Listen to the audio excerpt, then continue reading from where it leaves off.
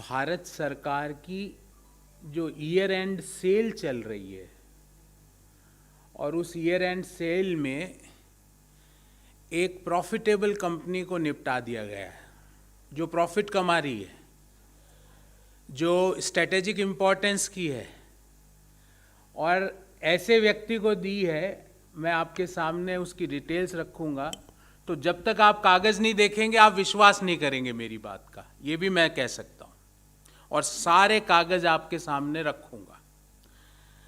Company का नाम है CEL, central electronics limited.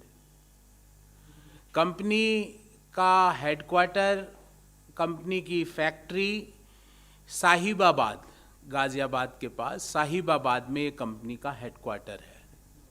Company की 1974 में इनकॉर्पोरेट होती है, 1974 में ये कंपनी का इनकॉर्पोरेशन होता है और ये कंपनी भारत सरकार के ministry of science and technology के अंतर्गत 100% इसकी होल्डिंग भारत सरकार के पास है। कोई प्राइवेट एंटिटी के पास इस कंपनी का एक भी शेयर नहीं है।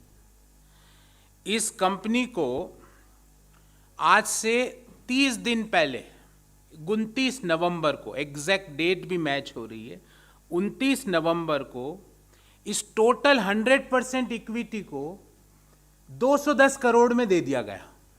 मतलब पूरी कंपनी 210 करोड़ में किसके हवाले करी वो बताऊंगा आपको, पर 210 करोड़ रुपए में पूरी कंपनी जो प्रॉफिट कमा रही है, जिसके आगे 5 साल तक प्रॉफिट कमाने की फोरकास्ट है, जिसकी ऑर्डर बुक 1600 करोड़ रुपए की है, उसको कितने में दे दी गई?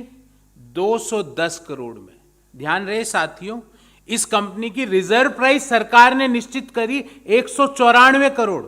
ये प्राइसेस ध्यान रखना, 210, 194। अब आते हैं, इस कंपनी के पास टोटल जमीन है, और ये मैं कंपनी का जो बिड डॉक्यूमेंट है उससे ही लाया हूं। कंपनी के पास टोटल जमीन है 2,02,018 square metre. 2,02,018 square metre total जमीन है, और ये यूपी सरकार की सर्किल रेट आपके सामने रख रहा हूं। सिर्फ अभी जमीन की बात करूंगा।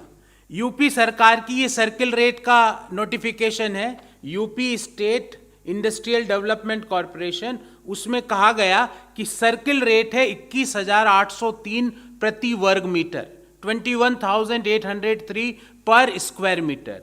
जमीन थी 2,02,018 स्क्वायर मीटर और सर्किल रेट 21,803। सिर्फ सर्किल रेट मान रहा हूं, उसके ऊपर कोई प्रीमियम नहीं। मतलब सिर्फ जमीन इस कंपनी की हो गई 440 करोड़ रुपए की, और कंपनी कितने में निपटाई? 210। मतलब अभी तक मैंने इसका know how, patent, building, plant and equipment और सर्किल रेट से ऊपर 50%, 100% प्रीमियम कुछ नहीं जोड़ा। कंपनी की जो जमीन की सर्किल रेट है उसके 44%, 44% of CEL land value is the final offer price of CEL। जो सर्किल रेट थी उसकी 44% जो उसकी लैंड वैल्यू है, उसमें उस कंपनी को आपने दे दिया एक ऐसे व्यक्ति को, और उस व्यक्ति और उस कंपनी की डिटेल आगे लाऊंगा। इस कंपनी की जो फोरकास्ट हैं वो मैं आपको फोरकास्ट दिखाना चाहूंगा। ये इस कंपनी के फोरकास्ट हैं। ये इस अभी मौजूदा समय में इस कंपनी के पास पेंडिंग ऑर्डर है 1592 करोड़ के, 1592 करोड़ के पेंडिंग ऑर्डर है अभी राइट नाउ, क्योंकि ये कंपनी स्ट्रेटेजिक इंपॉर्टेंस की चीजें बनाती है। डिफेंस में जो डायनेमाइट में जो वो प्लग लगता है वो ये कंपनी बनाती है। ये कंपनी भारत सरकार के डिफेंस सेक्टर को सप्लाई करती है, उनकी नो हाउ को सप्लाई करती है, उनके लिए नए नए पेटेंट्स करवाती है, उनके लिए नए नए डिस्कवरीज करती है। उस कंपनी के पास 1592 करोड़ का ऑर्डर बुक है, और जो पिछली ग्रॉस प्रॉफिट है उसके अनुसार इस 1592 में 730 करोड़ रुपए आपको ग्रॉस प्रॉफिट होगा। ये मैं नहीं कह रहा हूं, ये उसी की कंपनी की डिटेल्स कह रही है। उसको आपने कितने में दे दी? 210 करोड़ में। अब देखिए किसको दी, ये बात महत्वपूर्ण है। एक ऐसी कंपनी को दी जिसका नाम है Nandal finance and leasing private limited. अब इस नंदल की कहानी सुनिए। इसके पास फाइनेंशियल ईयर 2020 में 10 से कम एम्प्लॉय थे, लेस देन 10 एम्प्लॉयज। बात यहीं खत्म नहीं हुई। इसके पास इसकी 99.96% इस कंपनी की, नंदल लीजिंग एंड फाइनेंस की 99.96% इक्विटी एक इंटीरियर डेकोरेटिव और फर्नीचर कंपनी के पास है। आपने एक ऐसी कंपनी जिसकी 99.96% इक्विटी फर्नीचर और इंटीरियर्स के पास है, उसको आपने स्ट्रेटेजिक इंपॉर्टेंस की कंपनी दे दी। उस कंपनी का यही नहीं रुका, और ये बड़ा चौंकाने वाला तथ्य आपके सामने रख रहा हूं। ये है नंदल फाइनेंस और NCLAT, national company law appellate tribunal में इस नंदल फाइनेंस का लिक्विडेशन का केस पेंडिंग है। इससे ज्यादा हैरत अंगेज कारनामे क्या हो सकते हैं कि जिस कंपनी के लिक्विडेशन का केस रजिस्ट्रार ऑफ कंपनी उसको PMLA का दोषी मान के उसको लिक्विडेशन का केस चला रही है, उस कंपनी को आपने भारत सरकार की कंपनी जिसकी लैंड की जो अगर सर्किल रेट है उसके 44% 210 करोड़ रुपए में दे दी। क्यों भाई? ये नंदल से आपका ऐसा क्या रिश्ता है? जिस कंपनी के पास कोई अनुभव नहीं है, 10 से कम एम्प्लॉइज है, ये डिटेल मैं आपको दे रहा हूं यहां से, इसकी जो बैलेंस शीट है उससे मैं पढ़ के सुनाता हूं। There is less than 10 employees and none of them have rendered 5 years of continuous service. ये मैं नहीं कह रहा, ये डिटेल यहां लिखी हुई है। ये नंदल फाइनेंस की हकीकत है फॉर फाइनेंशियल ईयर 1920 कि एक भी आदमी उसका ऐसा नहीं है एम्प्लॉय जिसने 5 साल नौकरी करी। और इसी कंपनी को आगे अगर हम बढ़ाएं तो इस कंपनी के नंदल फाइनेंस का 99.96% इक्विटी है एक फर्नीचर कंपनी के पास। उसको आपने कौन सी कंपनी दी? जो डिफेंस के लिए नो हाउ है, जो इक्विपमेंट बनाती है, जो इलेक्ट्रॉनिक्स की कंपनी है, जो एक प्रॉफिट मेकिंग कंपनी है, जिसने मौजूदा वित्तीय वर्ष में प्रॉफिट कमाया, जिसके पास 1592 करोड़ की ऑर्डर बुक है, उसको आपने 210 करोड़ में इस नंदल को दे दी। अभी यहां कहानी खत्म नहीं हुई है, अभी तो एक और इसमें इश्यू है। ये जो इसकी बिडिंग हुई इस CEL को बेचने की, तो 2 लोगों ने बिड करी। हम और आप भारत सरकार में अगर ये पेन भी खरीदना होता है तो मिनिमम 3 बिड की आवश्यकता होती है। 2 लोगों ने बिड करी और वो दोनों भी मिले हुए। एक दूसरे सज्जन ने बिड करी, उनका नाम है,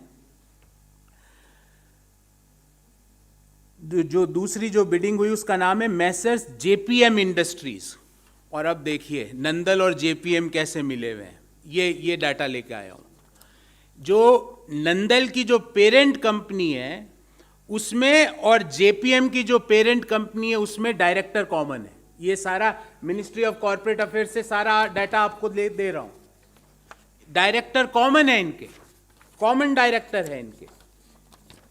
जो 2 जनों ने बिड करी, दोनों की जो पेरेंट कंपनी उसमें डायरेक्टर कॉमन, 44% सर्कल रेट की सिर्फ लैंड की वैल्यू, उसमें आपने 100% इक्विटी उसकी दे दी। हम पूछना चाहते हैं 5 सवाल। Number 1, that what is the strategic road map for selling profit making company and why government of India is in a mood to sell the profit making enterprises? क्यों स्ट्रेटेजिक और प्रॉफिट मेकिंग कंपनियों को आप क्यों बेचना चाहते हो? हमारा दूसरा सवाल है कि जब कोई नेशनल इंटरेस्ट में कोई कंपनी काम कर रही है, क्योंकि CEL क्या बनाती है, मैं आपको थोड़ा सा विवरण देना चाहता हूं। CEL बनाती है इंडिजीनियस टेक्नोलॉजीज। इंडिजीनियस टेक्नोलॉजी का मतलब हमारी स्वयं की यूज करने वाली टेक्नोलॉजी। एक तरफ तो हम वोकल फॉर लोकल पे बात करते हैं, एक तरफ तो हम ये कहते हैं कि हम हमारे इन्वेंशंस खुद का चालू रखें। एक कंपनी जो एक कर रही है 1974 से, जिसका प्रॉफिट है, उसको आपने एक फर्नीचर वाली कंपनी को ले दिया। उस कंपनी की 44% लैंड वैल्यू पे टोटल कंपनी आपने दे दी। दो बिडर थे और दोनों इंटर रिलेटेड है, फिर भी आप चुप रहे। उस कंपनी को आपने उस नंदल फाइनेंस एंड लीजिंग को दे दिया जिसका एनसीएलएटी में केस पेंडिंग है आज भी। ये जो डॉक्यूमेंट है ये आज सुबह का ही मैंने एनसीएलएटी की वेबसाइट से लिया है, ये वाला डॉक्यूमेंट। ये आज का है, ये आज केस पेंडिंग है। तो हमारा तीसरा सवाल इस संदर्भ में ये है कि जो सीईएल जिसकी वैल्यूएशन कंजर्वेटिव बेसिस से 1300 से 1600 करोड़ रुपए होनी चाहिए थी, वो आपने 210 करोड़ में क्यों दे दी? क्यों आपने रिजर्व प्राइस को मात्र 194 करोड़, क्यों आपने रिजर्व प्राइस को मात्र 194 करोड़ रखा? हमारा ये तीसरा सवाल। हमारा चौथा सवाल है कि आपने इंटरकनेक्शन बिटवीन बिडर्स का इवैल्यूएशन क्यों नहीं किया? जब दो ही बिडर आए और दोनों इंटरकनेक्टेड थे और आपने कंपनी बेच दी। और अंत में हम ये पूछना चाहते हैं कि why a profit making strategic PSU is hand over to a company which is having less than 10 employees.